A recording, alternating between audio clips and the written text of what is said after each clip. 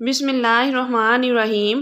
رمضان کا مہینہ شروع ہوا تو ایک فلاحی تنظیم نے چک نمبر 23 کے ایک گاؤں میں آٹے کے تھیلے بھجوائے۔ تھیلوں سے بھرا ہوا ٹرک جب گاؤں کے اندر پہنچا تو چودھری انور کے بیٹے نے تمام تھیلے اپنے گودام میں شفٹ کرائے اور مسجد میں اعلان کرایا کہ مستحق خاندان کا ایک ایک فرد میرے گودام سے آٹے کے تھیلے لے جائے۔ اعلان سن کر موچی کی 14 سالہ بیٹی آٹے کا تھیلا لینے کے لیے چودھری انور کے گودام کی طرف آئی تو اس کی نیت میں فطور آ گیا۔ اس نے اپنے 3 دوستوں سمیت گودام کا اندرونی دروازہ بند کیا اور لڑکی کو اجتماعی زیادتی کا نشانہ بنایا۔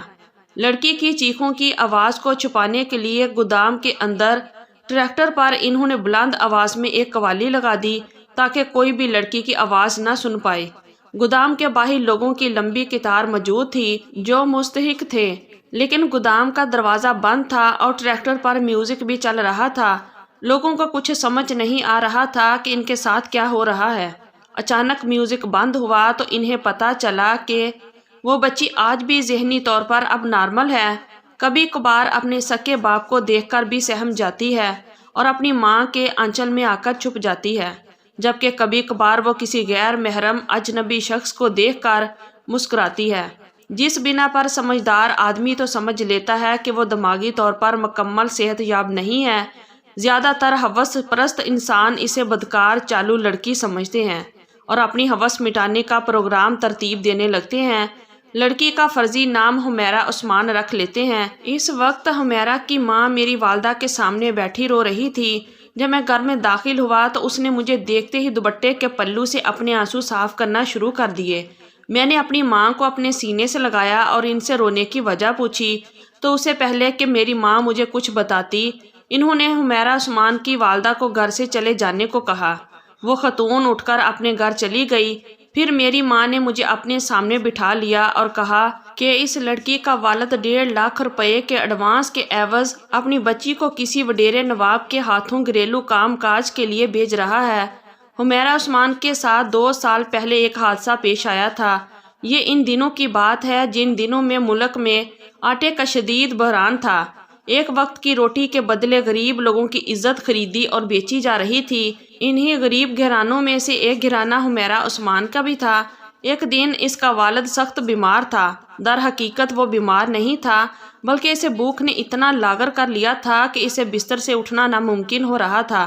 اس وقت انہیں مانگنے پر بھیک ملنے کی امید بھی نہیں تھی کہ اسی وقت ایک شخص جو کہ فطراً درندہ اور شیطان تھا، وہ ہمدردی کا لبادہ اوڑھے حمیرہ عثمان کے گھر پہنچا اور ان سے کہا کہ میرے گھر میں غریب لوگوں کے لیے کچھ آٹا آیا ہے، آپ لوگ کسی کو بھیج کر وہاں سے آٹا لے لیں۔ دراصل وہ جانتا تھا کہ اس وقت آٹا لے آنے کے لیے ان کی نوجوان بیٹی حمیرہ کے سوا کوئی بھی موجود نہیں ہے۔ اس کی والدہ کسی فوتگی پر گئی تھی اور باپ سخت بیمار ہے۔ بستر سے اٹھ کر ایک قدم چلنا بھی اس کے لیے محال ہے۔ ہر صورت میں حمیرہ عثمان کو ہی آٹا لینے کے لیے جانا ہے۔ وہ پیغام دے کر گھر پہنچ گیا۔ اس کا گھر بالکل خالی تھا۔ کچھ ہی دیر میں حمیرہ بھی پہنچ گئی۔ چودھری انور کا بیٹا شروع سے ہی حمیرہ پر نظر رکھے ہوئے تھا، لیکن وہ موقع کی تلاش میں تھا۔ اسے کوئی اچھا موقع نہیں مل رہا تھا کہ وہ لڑکی اس کے چنگل میں پھنس جائے۔ وہ کافی دنوں سے منصوبہ بنا رہا تھا، مگر فلاحی تنظیم کی طرف سے آنے والے بڑے ٹرک جب گاؤں کے اندر داخل ہوا تو اچانک اس کے دماغ میں شیطانی ترکیب آئی۔ ویسے تو کہا جاتا ہے کہ شیطان رمضان کے مہینے میں قید کر لیا جاتا ہے، مگر افسوس کہ انور جیسا شیطان رمضان کے مقدس مہینے میں بھی اپنے شیطانی فعل سے باز نہ آ سکا۔ اس کے دوستوں نے حمیرہ عثمان کے منہ پر ہاتھ رکھ لیا، اسے اپنے کمرے میں لے گئے۔ 3 دوست مل کر لگاتار 6 گھنٹے تک اس غریب اور معصوم بچی کی عزت کو تار تار کرتے رہے۔ لڑکی کی چیخوں کو چھپانے کے لیے انہوں نے گودام کے اندر کھڑے ٹریکٹر پر بلند آواز میں میوزک لگا دیا تاکہ کوئی شخص اس لڑکی کی آواز نہ سن پائے اور کسی کو شک نہ ہو جائے۔ گھنٹے تک وہ لڑکی کی عزت کے ساتھ کھیلتے رہے، مگر چودھری کے گھر کے باہر لوگوں کی قطار لگی ہوئی تھی۔ یہ سب غربت افلاس کے مارے لوگ تھے جن کو صرف ایک وقت کا کھانا نصیب ہوتا تھا، اور مفت آٹے کا اعلان سن کر تمام لوگ چودھری کی حویلی کی طرف بھاگ کھڑے ہوئے تھے، مگر وہ حیران تھے کہ دروازہ اندر سے بند تھا اور گھر کے اندر مسلسل میوزک چل رہا تھا۔ باپ کے لیے خود وہاں تک چلے جانا ممکن نہیں تھا۔ اس نے اپنی سب سے چھوٹی بیٹی کو پیچھے بھیجا تو اس کی بیٹی کو وہاں کھلونے دے کر بٹھا لیا گیا اور وہ کھلونے کے ساتھ کھیلتی رہی۔ اندر اس کی بہن کی عزت لوٹتی رہی، یہاں تک کہ جب سب نے دو تین بار اپنی ہوس مٹا لی تو اس غریب لڑکی کو اس کی بہن کے ساتھ اس کے گھر بھیج دیا۔ اس نے گھر پہنچ کر اپنی ساری کہانی اپنے والدین کو سنا دی۔ گھر میں قہرم مچ گیا، بات سارے گاؤں میں پھیل گئی۔ سب لوگوں کی ہمدردی تو اس غریب بچی کے ساتھ تھی، مگر سب لوگ کھڑے اس وڈیرے کے بیٹے کے ساتھ تھے۔ اس وقت میرے گاؤں کے لوگوں کا کردار ٹھیک کوفی لوگوں جیسا ہی تھا، جن کے دل تو اس بات کی گواہی دے رہے تھے کہ حضرت حسین حق پر ہے، لیکن ان کی تلواریں یزید کے ساتھ تھی۔ بالکل ویسے ہی سب کو پتا تھا کہ اس غریب کی بچی کے ساتھ ظلم ہوا ہے، لیکن سب لوگ وڈیرے کے بیٹے کے ساتھ تھے۔ مجھ جیسے چند نوجوان لوگوں نے غریب بچی کے لیے انصاف کی جنگ لڑنے کا فیصلہ کیا، لیکن جلد ہم کو بھی ڈرایا دھمکایا گیا اور بٹھایا گیا۔ ہم میں سے 3 لڑکے پھر بھی کھڑے رہے، جن میں سے ایک میں بھی تھا، لیکن اب ہمارے بجائے انہوں نے اس غریب فیملی کو ڈرانا دھمکانا شروع کیا اور کچھ لے دے کر کچھ پیسے قانون کے رکھوالے کو کھلا کر اس کیس کو رفع دفع کروایا۔ یہاں تک کہ پورا زور لگانے کے باوجود ہم لوگ فقط FIR درج نہ کروا سکے۔ ہم لوگوں نے لڑکی کے باپ سے شکوہ کیا کہ ہم نے تمہارے لیے دشمنی مول لی، تم نے یہ سب کیوں کیا؟ تو اس نے ہمیں جواب دیا کہ تم لوگ حقیقت سے ناواقف ہو، جب تم لوگ باپ بن جاؤ گے اور غریب ہوگے تب سمجھ آئے گی۔ اس کے جواب کے بعد نہ تو ہم میں مزید کوئی سوال پوچھنے کی ہمت تھی، اس لیے وہ اپنے راستے پر چل دیا اور ہم اپنے آپ کو روک نہ سکے۔ اس کی اتنی برائی ہوئی تھی کہ میرا دل کر رہا تھا کہ اس کے آنسو بہتے جا رہے ہیں۔ خیر، اس حادثے کے بعد میں نے نہ تو کبھی امیرہ عثمان کو دیکھا، نہ ہی زیادہ اس کے متعلق خریدا، کیونکہ میں نہیں چاہتا تھا کہ میری وجہ سے ایک بار پھر اس کے پیچھے کوئی بدنامی لگے۔ میں نے صرف ایک بار اس کے متعلق والدین سے معلوم کیا، وہ بھی علاقے میں ایک افواہ اڑی تھی کہ بچی کو قتل کر کے کہیں دفنا دیا گیا۔ میں نے اپنی والدہ کے ذریعے اس بات کی تصدیق کرنا چاہی تو میری والدہ نے بتایا کہ وہ گھر جا کر اپنی بچی کو مل کر آئی ہے۔ وہ بچی ذہنی طور پر ڈسٹرب ہے، یہاں تک کہ وہ نیم پاگل ہو چکی ہے۔ آج بھی اس کی یہی حالت ہے۔ چند دن پہلے کی بات ہے کہ ایک فقیر کے پیچھے چلتی ہوئی جا رہی تھی، کسی سمجھدار شخص نے اس بچی کو دیکھ لیا جو اس بچی کی دماغی حالت سے اچھی طرح واقف تھا۔ اس نے فوراً بچی سے پوچھا کہ کہاں جا رہی ہو؟ بچی نے بتایا کہ اس فقیر نے کہا ہے کہ تمہیں گاؤں سے باہر جا کر پیسے دوں گا، اس لیے میں لینے جا رہی ہوں۔ سمجھدار شخص نے حقیقت کو جان لیا، فقیر کو گاؤں سے نہ صرف نکال دیا بلکہ دوبارہ داخلے پر پابندی لگا دی۔ بچی کو اپنی جیب سے کچھ رقم دے کر اس کے گھر چھوڑ آیا۔ اب اس ذہنی معذور بچی کو اس کا والد 1.5 لاکھ ایڈوانس کے عوض ایک وڈیرے کے حوالے کر رہا ہے۔ بچی کی والدہ اس بات پر راضی نہیں ہے کیونکہ بچی پہلے سے بہت بہتر ہے، مگر دماغی طور پر مکمل درست نہیں ہے۔ اس سے بھی بڑی وجہ یہ ہے کہ بچی کے ساتھ بہت بڑا سانحہ پیش آ چکا ہے اور والدین کے پاس رہتے ہوئے یہ سب کچھ ہو گیا تو ان کی آنکھوں سے دور ہوتے ہوئے پتہ نہیں کتنے ستم ہوں گے۔ ان سب کو دیکھتے ہوئے بچی کی والدہ اسے بھیجنے پر بالکل راضی نہیں۔ پہل اس نے خود کوشش کی کہ اپنے شوہر کو بچی نہ بھیجنے پر راضی کر لے، مگر جب وہ ناکام رہی تو خود چل کر میری والدہ کے پاس آئی۔ میری والدہ گاؤں کی تمام بچیوں کو مفت قرآن پاک کی تعلیم دیتی ہیں۔ فوت ہو جانے والی کسی غریب کے پاس کفن کے پیسے نہ ہوں اور میری والدہ کی استطاعت ہو تو وہ اپنی جیب سے کفن دفن کا انتظام کروا دیتی ہیں۔ اس کام کے لیے میرے قارئین کرام بھی بہت تعاون کرتے ہیں۔ الحمدللہ 5 وقت نمازی ہونے اور اس دوسرے فلاحی کاموں کی وجہ سے گاؤں بلکہ علاقے کے اکثر گھر ان کا احترام کرتے ہیں۔ اسی وجہ سے وہ جب حمیرہ کی والدہ کی بات جب اس کے شوہر نے نہ مانی تو وہ اپنے دکھڑے لے کر میری والدہ کے پاس پہنچی۔ اس کی بات سن کر اس کے دکھ کو سمجھتے ہوئے میری والدہ خود بھی رو پڑی۔ گھر میں داخل ہوئی تو اپنی ماں کے بہتے آنسو دیکھ کر اپنی آنکھوں کو نم ہونے سے نہ روک سکا اور جب بات سنی تو خود بھی رو پڑا۔ والدہ صاحبہ کے حکم کے مطابق جب میں نے امیرہ عثمان کے والد کو سمجھانے کے لیے بلایا اور پوچھا کہ وہ اپنی بیٹی پر بیتے ظلم بھول گیا جو دوبارہ یہ ظلم کر رہا ہے، میری بات سن کر امیرہ عثمان کا والد جواب دینے ہی والا تھا کہ اس کے آنسو بہنے لگے۔ میں نے اسے گلے لگا کر تسلی دی۔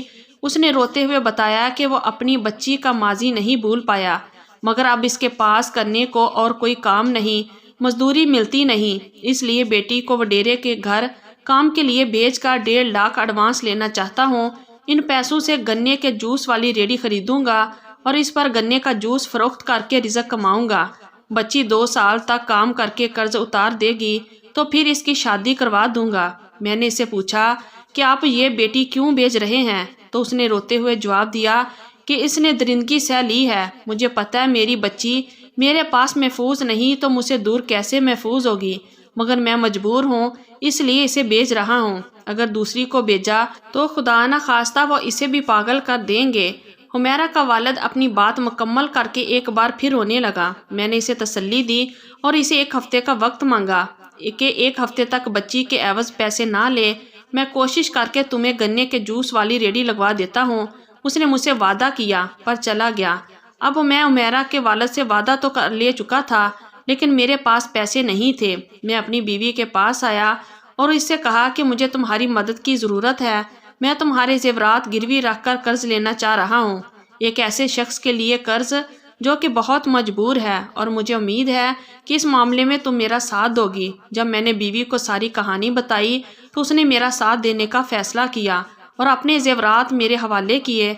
मैंने इन जेवरात को गिरवी रखकर कर्ज लिया और हुमैरा के वालिद के लिए एक जूस की रेडी का बंदोबस्त किया। गन्ने के जूस की रेडी को देखकर हुमैरा के वालिद की आंखों में जो चमक मैंने महसूस की वो मैं अल्फाज में बयान नहीं कर सकता। हुमैरा के वालिद ने मेरा शुक्रिया अदा किया, लेकिन मैंने इनसे कहा कि मैं आप पर कोई एहसान नहीं कर रहा, बस आप ये समझ लें कि एक बेटे ने अपना फ़र्ज़ अदा किया। तो हुमैरा के वालिद ने मुझे गले से लगाया, लेकिन ये बात मैं दिल में जानता था कि अभी बेटा होने का सही हक अदा नहीं हुआ, क्योंकि अभी मैंने अपनी मजलूम बहन का बदला लेना था। चौधरी का बेटा अनवर हर वक्त मेरी आंखों के सामने था। इस शख्स की वजह से मेरी रातों की नींद हराम हो चुकी थी। मैं जब जब इस मजलूम लड़की को देखता, सर से लेकर पाँव तक मेरा खून खुलना शुरू हो जाता। चौधरी अनवर से बदला लेना कोई आसान मामला नहीं था, क्योंकि इसके बदमाश दोस्त हर वक्त इसके साथ रहते थे और इसके पास ख़तरनाक असला मौजूद होता। अब मैं दिन रात एक ही सोच में रहा और मंसूबे बनाने लगा कि किस तरह इसको काबू में किया जाए।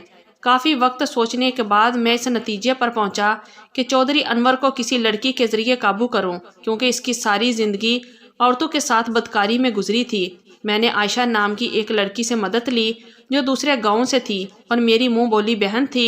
मैंने आयशा से कहा कि किसी तरह तुम अनवर को अपने प्यार के जाल में फंसाओ।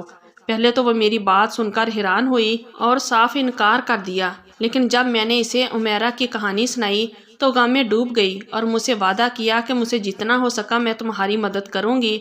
आयशा ने मुझसे पूछा कि अब मुझे क्या करना होगा।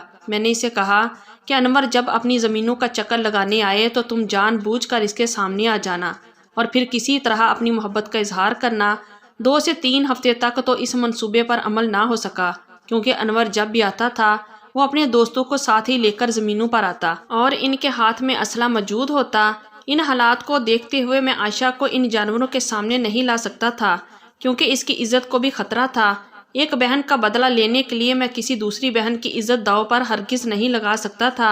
मैंने आयशा से कहा कि तुम सब्र से काम लो, कभी न कभी तन्हा ज़रूर ज़मीनों की तरफ आएगा।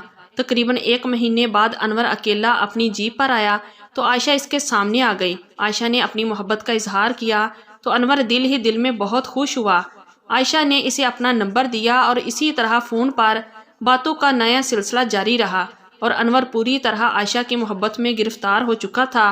वो बार बार आयशा से यही कह रहा था कि मैं तुझसे अकेले में मिलना चाहता हूँ, मगर आयशा ने साफ अल्फाज में कह दिया था कि मुझे तुम्हारे दोस्तों से बहुत खौफ आता है। अगर तुम मुझसे मिलना चाहते हो तो बगैर असले के और अपने दोस्तों के बगैर मेरे पास आना। आयशा ने वीडियो कॉल के ज़रिए इस बात की पूरी तरह तस्दीक की कि अनवर अकेला इसे मिलने के लिए आ रहा है और इसके पास कोई हथियार वगैरह मौजूद नहीं। रात 10 बजे आयशा ने इसे पुराने खंडरात के पीछे बुलाया था। अनवर ने चहलकदमी के बहाने रात को चलना शुरू किया।